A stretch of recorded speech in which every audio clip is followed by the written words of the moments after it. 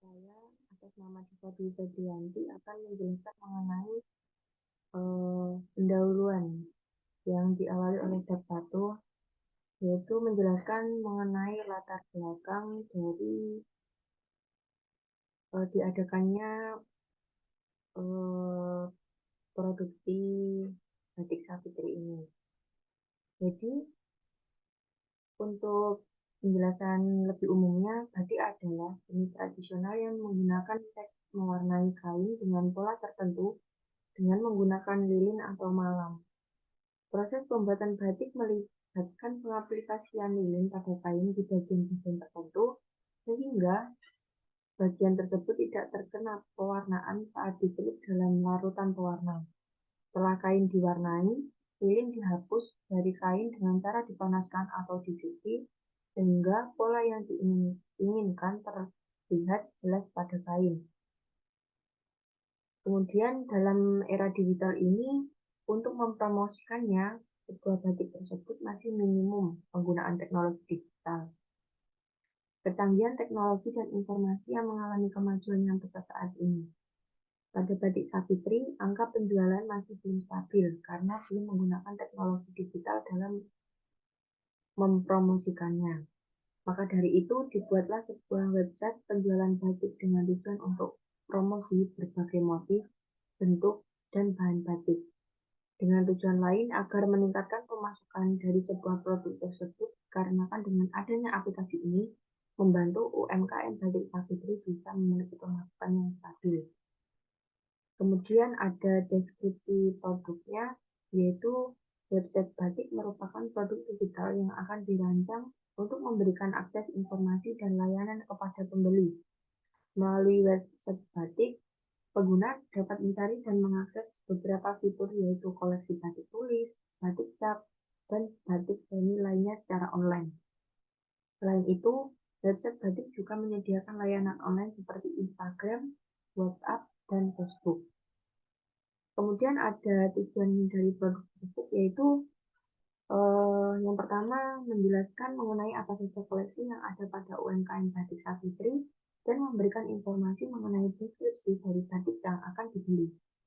Dan yang kedua ada melakukan pendesainan yang menarik agar pelanggan mengunjungi website yang akan dibuat. Website yang dibuat akan memiliki karakteristik tersendirinya. Kemudian yang ketiga ada mempermudah pengguna melakukan sebuah pembelian tanpa mengunjungi langsung alamat dari batik Savitri itu sendiri, dan menyajikan informasi mengenai keuntungan dan manfaat yang diperoleh ketika menggunakan layanan website tersebut. Mungkin itu saja penjelasan singkat mengenai bab 1, yaitu pendahuluannya. Jadi di sini saya akan melanjutkan yang kedua terkait stakeholder. Yang pertama, profil mitra. Batik Savitri adalah merupakan UMKM batik rumahan yang terletak di Dusun Sukorejo, Desa Sukomaju, Kecamatan Serono. Pemilik batik UMKM batik rumahan ini bernama Ibu Lualia dan Bapak Suwarno. Beliau sudah menjalani bisnis selama kurang lebih 10 tahun atau sekitar tahun 2008.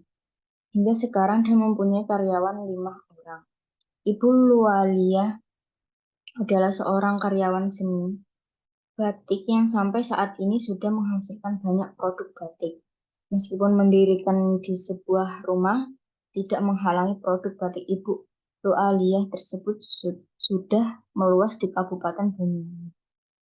Yang kedua yaitu user dan stakeholder. Dalam melakukan sebuah pelaksanaan, ada target yang diinginkan. Narasumbernya yaitu Ibu Lualia yang memiliki usaha batik tersebut.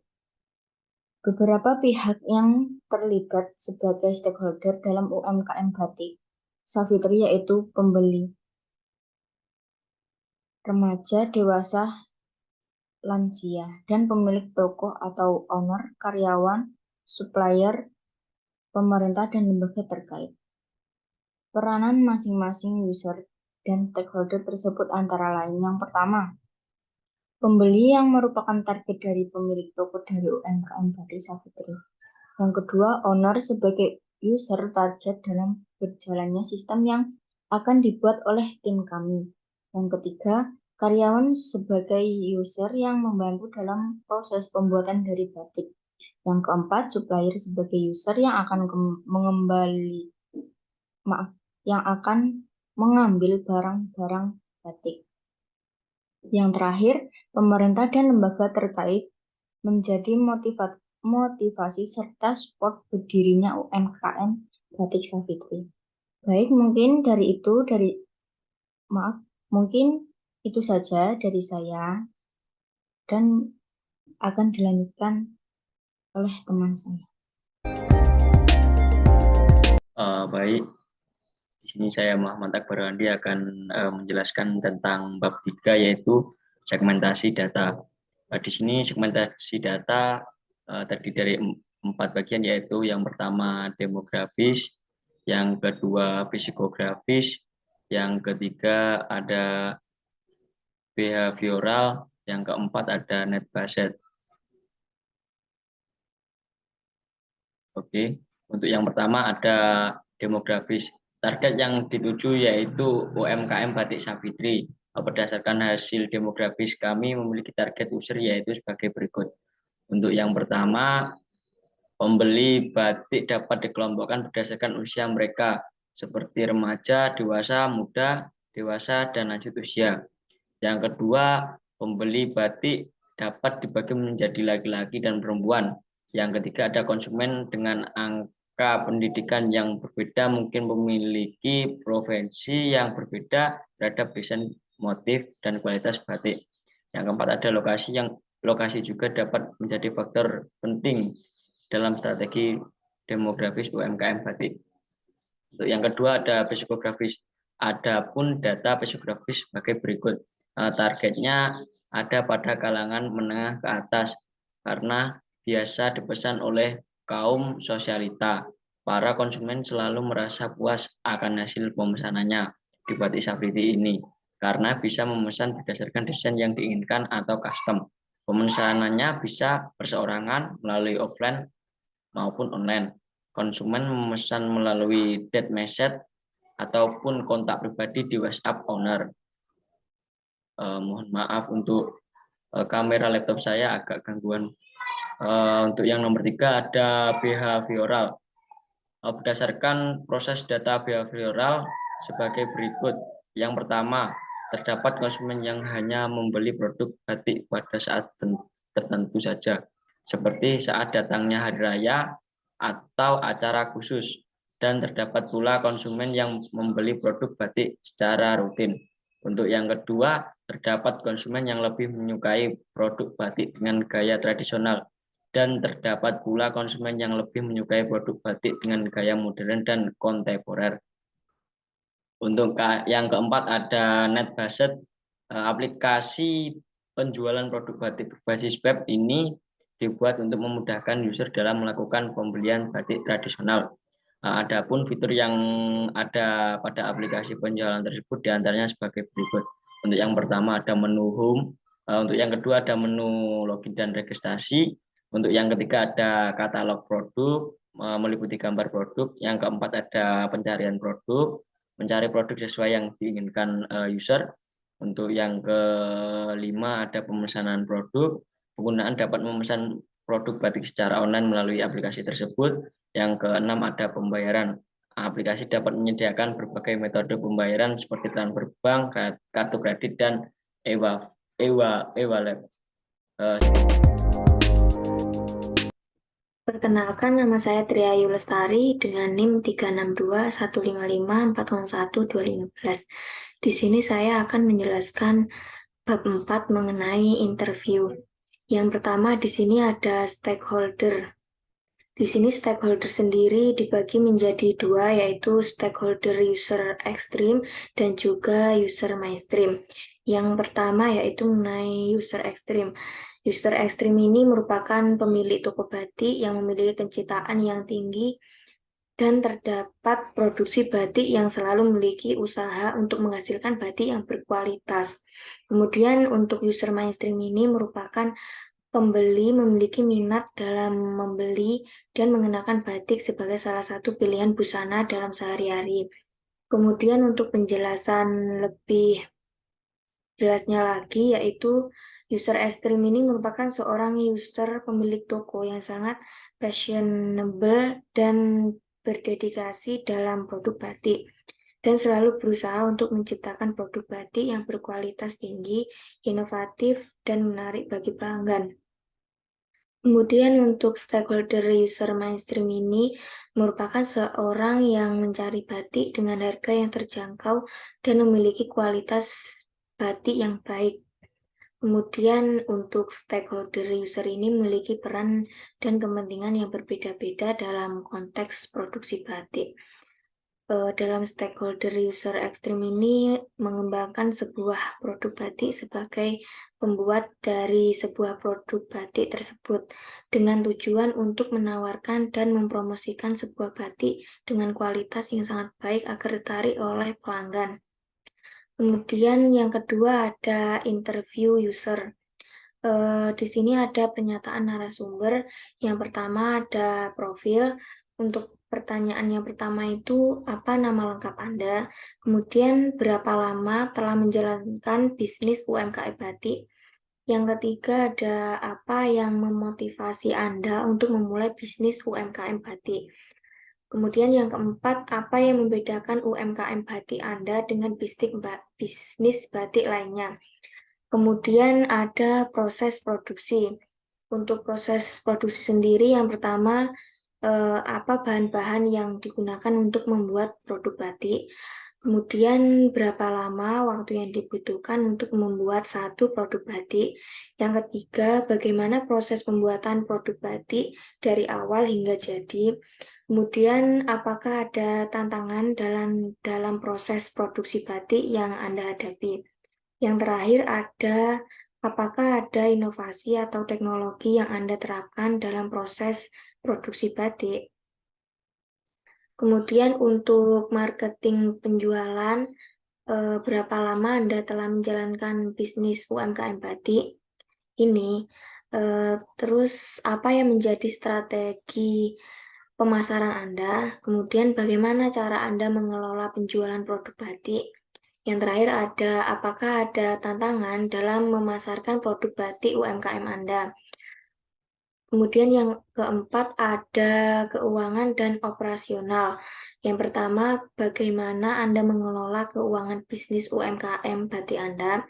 Yang kedua, ada apa strategi Anda dalam memperoleh modal usaha. Yang ketiga, bagaimana Anda mengelola operasional bisnis UMKM batik Anda. Kemudian, apakah ada tantangan dalam mengelola keuangan dan operasional bisnis UMKM batik Anda? Yang terakhir ada, apakah Anda memiliki rencana pengembangan bisnis UMKM batik Anda di masa depan? Kemudian, di sini yang kedua adalah penjelasan mengenai empathy map. Empathy map di sini yaitu untuk narasumber. Narasumbernya itu bernama Ibu Lulu, kemudian pekerjaan pengusaha batik. Nah, jadi di sini hasil empathy map dari hasil wawancara. Yang pertama di sini ada Sai, ada sejak tahun 2008, hampir 10 tahun. Kemudian ada pewarna, canting, cat, kain, kompor, lilin, jemuran, air, tong. Ini merupakan bahan-bahan untuk bahan dan alat dalam pembuatan batik. Kemudian harganya itu sekitar 100.000 sampai 2 juta. Kemudian dari dulu zaman sekolah memang sudah suka dalam membuat batik, jadi diteruskan sampai sekarang. Kemudian ya dimulai dari pemilihan kain, kemudian direndam, dikeringkan, digambar, diwarnai, direndam, dikeringkan. Ini merupakan proses dalam pembuatan batik. Kemudian tantangan yang dihadapi itu kayak cuacanya seperti hujan, terus jadi kendalanya itu memperlambat proses pengerjaan. Kemudian untuk penjualannya itu masih menggunakan Instagram, Facebook, dan juga WhatsApp. Untuk bisnis ini itu dimulai sejak 15 tahun sampai 50 tahun. Kemudian untuk timnya itu mungkin pertanyaan dari si usernya ini, jadi ini dari kampus mana, kemudian tujuan dari wawancaranya itu apa. Selanjutnya untuk do ini kayak pertanyaan dari kita.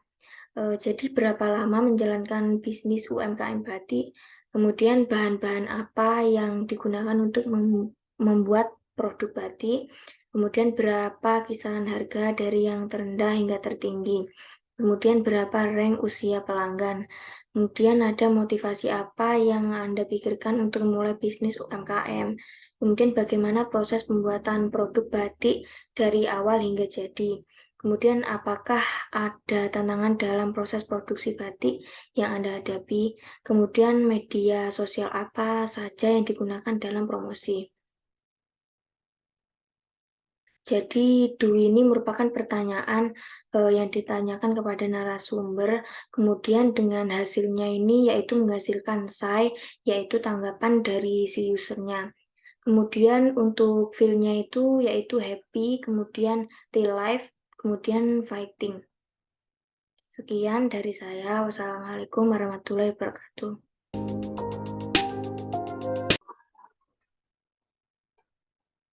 Assalamualaikum warahmatullahi wabarakatuh.